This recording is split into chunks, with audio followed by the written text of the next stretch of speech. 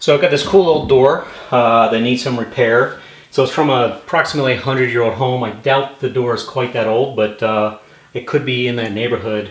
Where the hardware was, the handle, this hole is too big. This end is all blown out.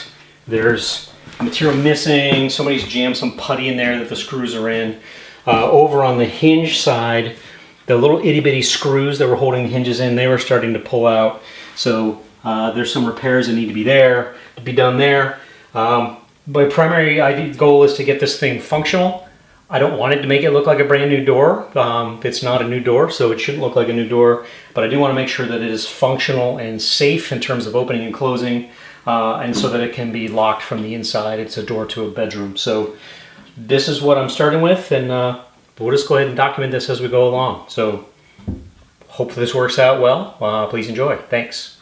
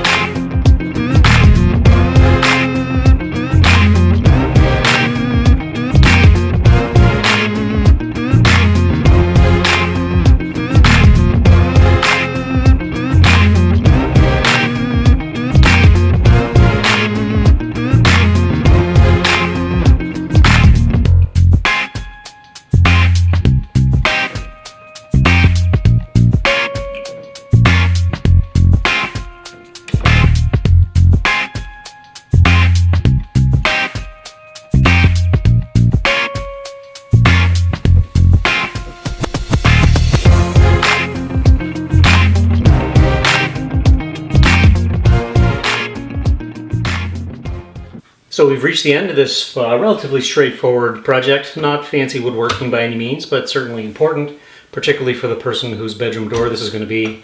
Over here on the hinge side, filled in those blown out screw holes. So we're going to be able to redrill, put in better, more modern, a little bit longer screws. Hopefully that'll stay in place for a long, long time.